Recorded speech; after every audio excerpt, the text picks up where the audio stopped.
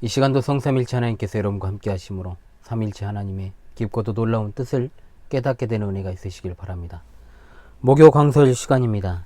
지난 강설에 이어서 데살로니가 후서 2장 1절로 12절의 말씀을 본문으로 하여 베드와 마지막 적그리스도의 출현이라는 주제의 강설을 이번 이 시간에 마무리하도록 하겠습니다. 자, 먼저 하나님의 말씀 다시 한번 낭독하도록 하겠습니다. 형제들아, 우리가 너희에게 구하는 것은 우리 주 예수 그리스도의 강림하심과 우리가 그 앞에 모임에 관하여 영으로나 또는 말로나 또는 우리에게서 받았다 하는 편지로나 주의 날이 이르렀다고 해서 쉽게 마음이 흔들리거나 두려워하거나 하지 말아야 한다는 것이라. 누가 어떻게 하여도 너희가 미혹되지 말라. 먼저 폐교하는 일이 있고 저 불법의 사람 멸망의 아들이 나타나기 전에는 그날이 이르지 아니하리니 그는 대적하는 자라 신이라고 불리는 모든 것과 숭배함을 받는 것에 대항하여 그 위에 자기를 높이고 하나님의 성전에 앉아 자기를 하나님이라고 내세우느니라. 내가 너희와 함께 있을 때 이 일을 너희에게 말한 것을 기억하지 못하느냐. 너희는 지금 그로 하여금 그의 때에 나타나게 하려 하여 막는 것이 있는 것을 아나니 불법의 비밀이 이미 활동하였으나 지금은 그것을 막는 자가 있어 그 중에서 옮겨질 때까지 하리라. 그때에 불법한 자가 나타나리니 주 예수께서 그 입의 기운으로 그를 죽이시고 강림하여 나타나심으로 패하시리라.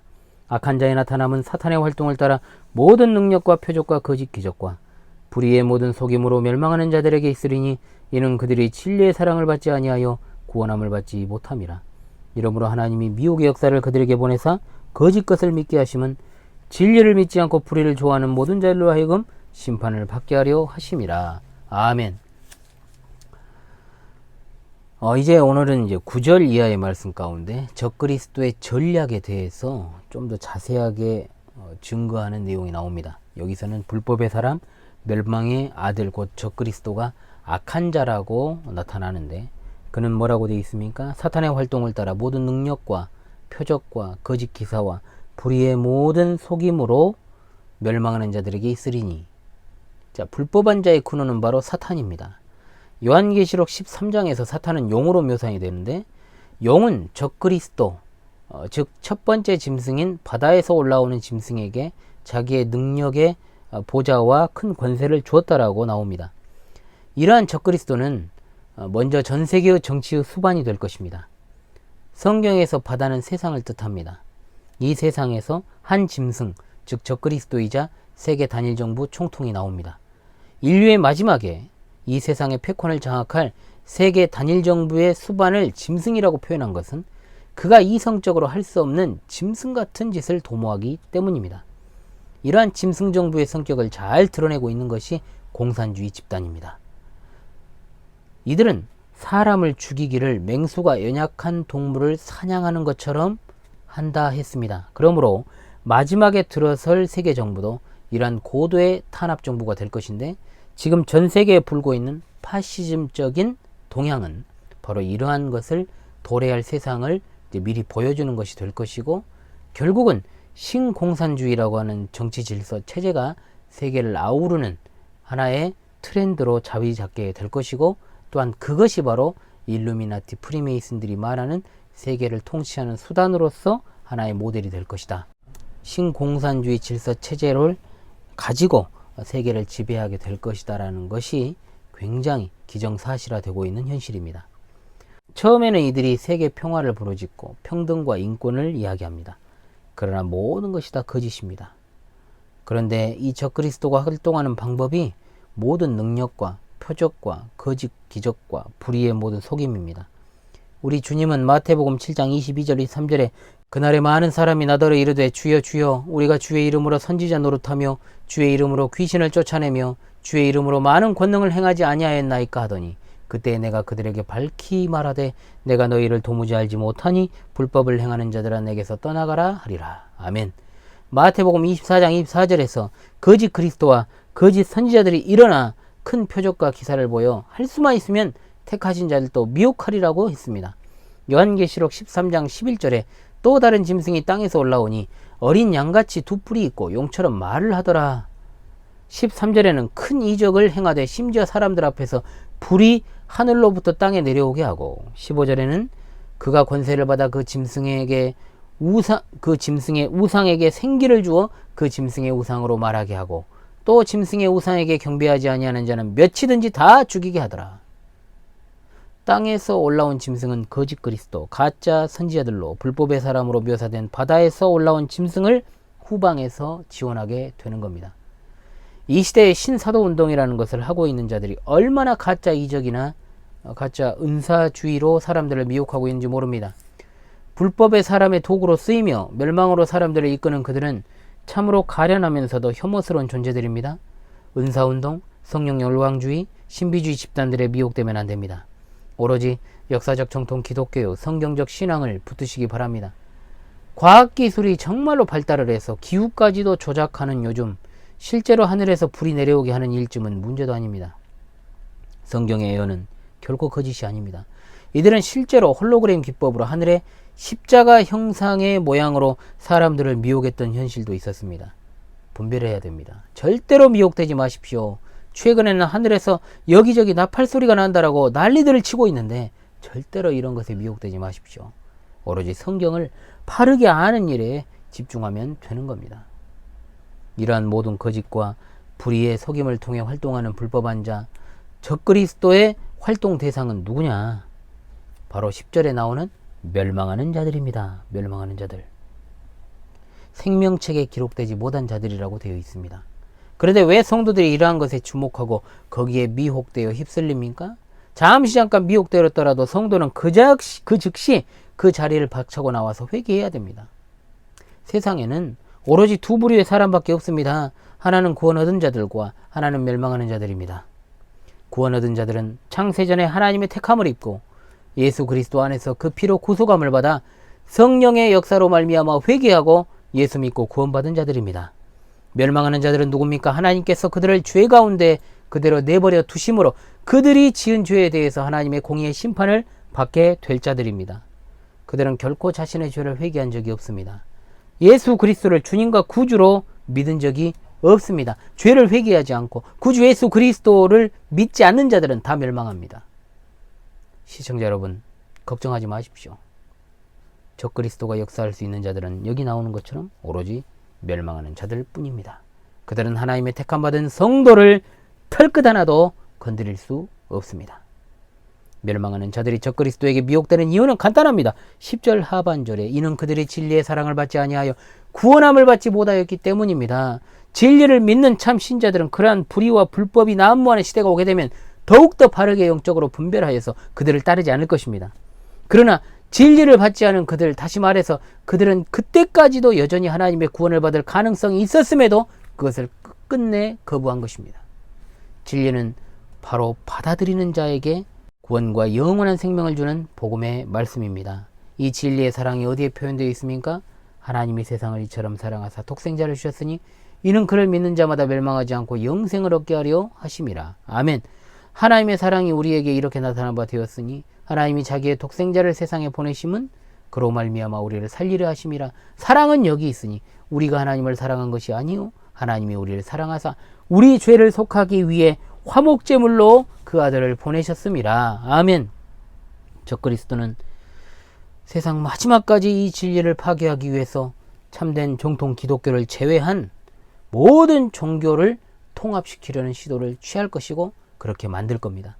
그러면 결국은 지금은 세상에 여러 종교가 나누어져 있다고 할지라도 종교일치, 종교연합, 종교통합 운동들을 통해서 그리스도를 경배할 것인지 결국은 적그리스도를 경배할 것인지 두 가지만 딱 남게 되는 겁니다.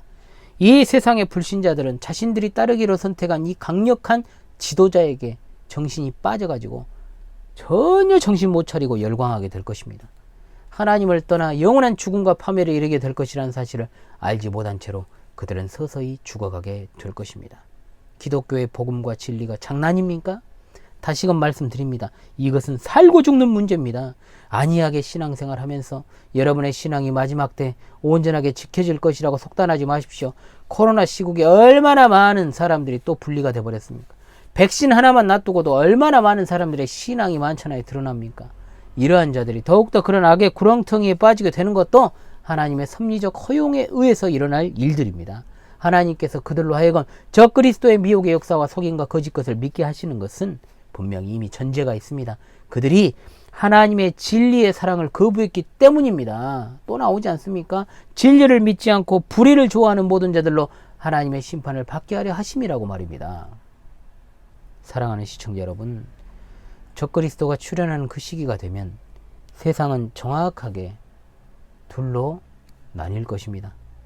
진리를 따르며 의의 길을 따라가는 좁은 문 좁은 길로 걸어가는 역사적 정통 기독교의 신앙, 개혁파 개혁교회 성도들과 참된 성도들이죠. 비진리를 따르며 불법의 길 넓은 문 넓은 길로 걸어가는 짐승을 따르는 멸망하는 자들로 말입니다. 그것은 참된 교회가 아니죠. 사탄의 회고 이미 많은 종교들이 합류해 있습니다. 사탄은 그날이 될 때까지 비밀하게 활동하면서 더욱더 비진리의 성행과 도덕적 타락을 통해서 사람들을 흔들고 또 흔들게 될 것입니다. 더욱더 교묘한 방법으로 함께 멸망으로 갈 자들을 모으고 또 모읍니다. 동시에 또한 하나님의 택자들은 비록 소수지만 정의 용사들입니다. 이러한 방법을 통해서 모이고 또 모이게 될 것입니다. 여러 가지로. 지금은 교회가 지는 시대입니다.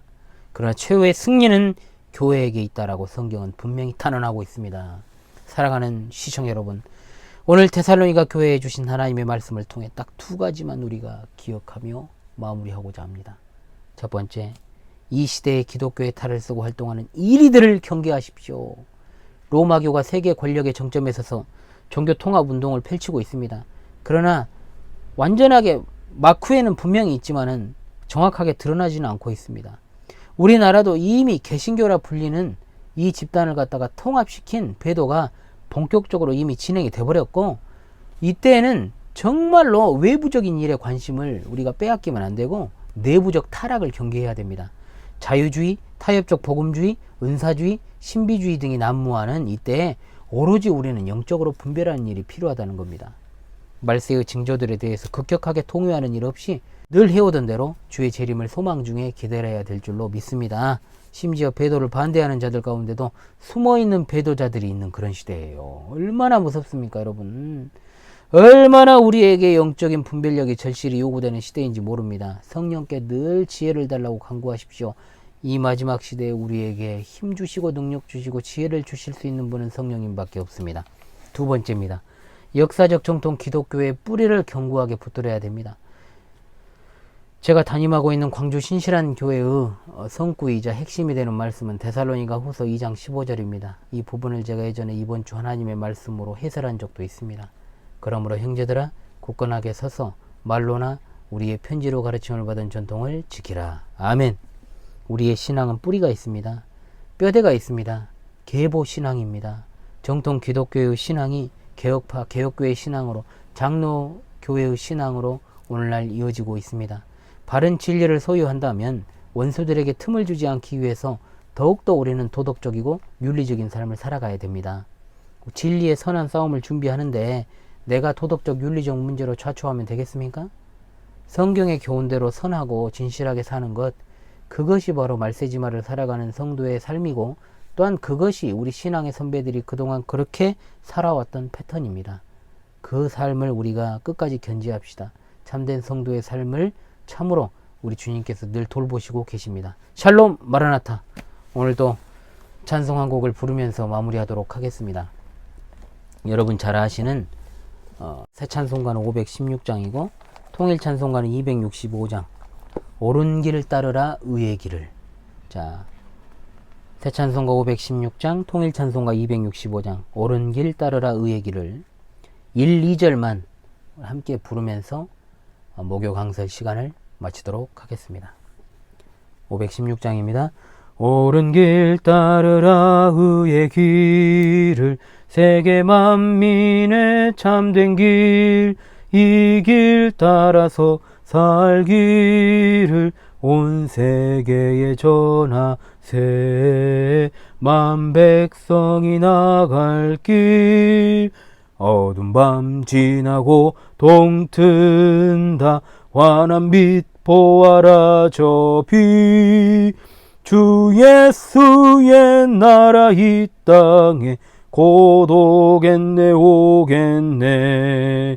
주 예수 따르라 승리의 주 세계 만민이 나갈 길과 진리요 참 생명 내 창검을 부수고 다 따르라 화평왕 어두운 밤 지나고 동튼다 환한 빛 보아라 저 빛 주 예수의 나라 이 땅에 곧 오겠네 오겠네 어두운 밤 지나고